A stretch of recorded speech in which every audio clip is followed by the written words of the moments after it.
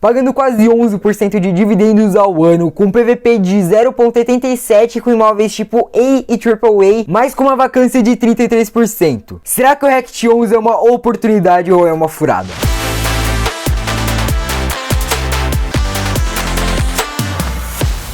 O Rekt 11 é um fundo imobiliário de tijolo que investe prioritariamente em imóveis de lajes corporativas premium, tipo A e AAA. Só que esses imóveis ficam localizados em locais alternativos. Não ficam localizados naqueles centros corporativos, como por exemplo a Avenida Faria Lima. Ele é gerido pela REC Gestão, uma excelente gestora que tem gestores muito experientes, mas que é conhecida no mercado por polêmicas. Mas daí eu explico um pouco mais pra frente. A estratégia que o fundo adota é sair dos centros corporativos, como por exemplo a Faria Lima e Vila Olímpia, e para locais mais afastados, como por exemplo Alphaville. Como você tem locais mais afastados, o aluguel tende a ser menor e por isso, teoricamente, o retorno seria menor. Só que ao mesmo tempo que o aluguel é menor, como eu disse antes, o preço por metro quadrado também é menor. Então dessa forma eles conseguem ter um cap rate maior, que é basicamente o ROI, o ROI, o retorno sobre capital investido. Uma coisa que o Moise me disse quando eu estava fazendo uma visita lá na REC é que esses imóveis em locais alternativos tendem a sofrer menos em crises financeiras econômicas e até mesmo ter uma busca maior,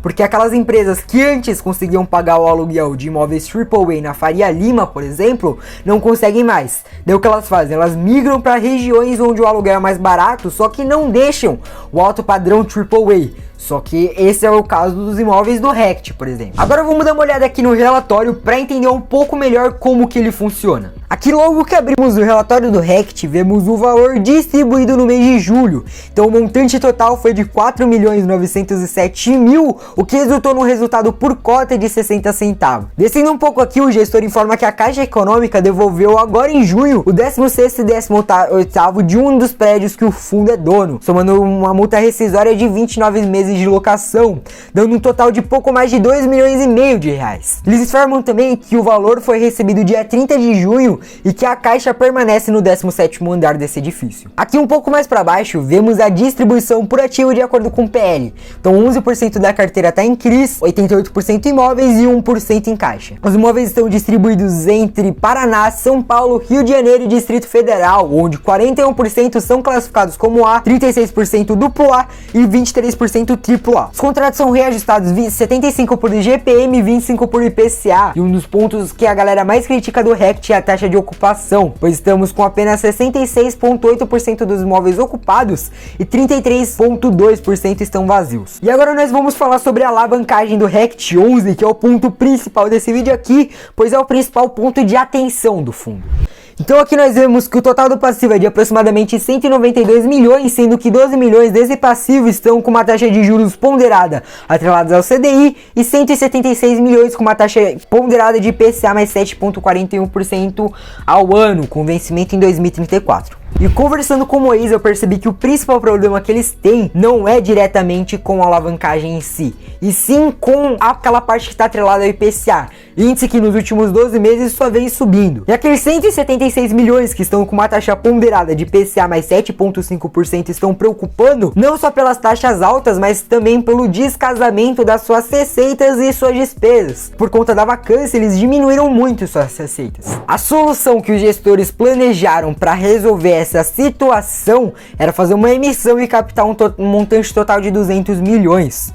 Porque isso conseguiria pré-pagar todas as suas dívidas. Mas isso acabou não dando certo, eles captaram apenas 102 milhões. E esse valor já foi o suficiente para momentaneamente equilibrar esse valor. Porque com isso eles fizeram um hedge de carteira. Ou seja, uma proteção, comprando CRIs com uma taxa de IPCA mais 8,5%. Isso quer dizer que as dívidas têm uma taxa média de IPCA mais 7,5%. E eles compraram CRIs com uma taxa de IPCA mais 8,5%. E isso conseguiria dar um fôlego a mais para a REC respirar e conseguir arranjar inquilinos para ocupar seus imóveis. Porque segundo a gestão, Reduzindo a vacância, eles já conseguiriam resolver ao mesmo tempo a alavancagem. Só que a REC não dá pra sem essa emoção, eles não sabem brincar. É tipo o Corinthians, se for pra ganhar, vai ganhar nos 45 do segundo tempo. E se você tem ou pensa em ter o Rect 11, você precisa entender essa tese e confiar no time. Então no dia 23 de julho saiu um fato relevante onde o fundo exerceu seu direito de compra de um imóvel, lindo diga-se de passagem, num valor total de 57 milhões ali na região da Paulista. Essa compra teve várias peculiaridades que valem a pena serem citadas. Quando surgiu a oportunidade de compra desse imóvel, era lá o começo de 2020, o início, bem iniciozinho da pandemia, e a gente não sabia como ia ser esse desenrolar, se o home office seria eterno, se o mundo acabaria e ainda por cima o imóvel não estava pronto. Então com isso, o vendedor do imóvel e a gestão fizeram uma opção de compra. Isso mesmo, um derivativo, como a gente faz com as ações, só que nesse caso seria um derivativo com o imóvel. Funcionava assim: ao final do término da obra, o Rect tinha o direito de comprar o imóvel por 22 mil reais o metro quadrado. Ou seja, se o Rect quisesse comprar o imóvel, o vendedor seria obrigado a vender a ele por 22 mil reais o metro quadrado. E se o Rect não quisesse, nada aconteceria, vida que segue. Só que dentro dessa operação havia uma cláusula muito interessante. Se liga, se o vendedor apresentasse um comprador querendo pagar mais que 25 mil reais por metro quadrado, o Rect teria que tomar uma decisão entre comprar ou abrir mão do imóvel. Se o suposto comprador quisesse pagar 25 mil metro quadrado, ou seja, 3 mil reais a mais por metro quadrado do que os 22 mil acordados, e o fundo abrisse mão de comprar o imóvel, o fundo receberia a metade dessa diferença, ou seja, a metade de 3 mil são 1.500. Então se o fundo falasse, ok, pode vender para ele que eu não vou exercer meu direito de compra, eles receberiam uma multa de 1.500 por metro quadrado, sem fazer nada, simplesmente por não fazer nada. Isso entraria no caixa do fundo e seria distribuído como dividendos para os cotistas. Contudo, se o Rect quisesse comprar, mesmo assim eles teriam que pagar esses 1.500 a mais por metro quadrado. Ou seja, ao invés de comprar por 22 mil metro quadrado, eles teriam que pagar 23.500. E surpreendentemente, o Rect decidiu, após uma criteriosa análise, fazer essa compra do imóvel por 23.500 o metro quadrado. Eles decidiram fazer essa compra pois julgam que o real valor do metro quadrado desse imóvel é de algo próximo de 30 mil reais. Então, resumindo isso, o fundo decidiu abrir mão de uma receita no curto prazo, algo em torno de 40 centavos por cota, para valorizar o cotista de longo prazo, onde o patrimônio desse cotista vai aumentar algo em torno de R$2 por cota com a valorização desse imóvel. Só que para fazer essa aquisição, o fundo precisa de grana, de dinheiro. E de onde vai vir essa grana? Nós temos basicamente 4 opções. A primeira opção seria fazer uma emissão. Esse, teoricamente, em situações comuns, seria o que os gestores escolheriam fazer. Mas no caso do Rect em específico é um pouco mais complicado. Porque apesar da REC já ter se posicionado a favor das emissões abaixo do valor patrimonial, o que eles sempre falam é que não pode ser muito abaixo do patrimonial para não diluir muito o cotista que não se subscreveu. E atualmente sua cota no mercado está sendo negociado mais ou menos abaixo de 15% do seu VP. Então a primeira opção a gente já pode riscar porque provavelmente o fundo não fará isso. Agora a nossa segunda opção seria vender um dos imóveis do portfólio, uma solução que até faria sentido se a gestão tivesse mais tempo, mas esse não é o caso. Quando nós falamos de imóvel, esse é um investimento que não é nem um pouco líquido, ou seja, não é nem um pouco fácil e rápido efetuar uma venda. E tempo é uma coisa escassa para a gestão. A terceira opção, e é a que eu acho que a REC vai escolher fazer, seria efetuar a venda dos CRIs que eles compraram para fazer o hedge da carteira. Então hoje eles têm no total 100 milhões em CRIs.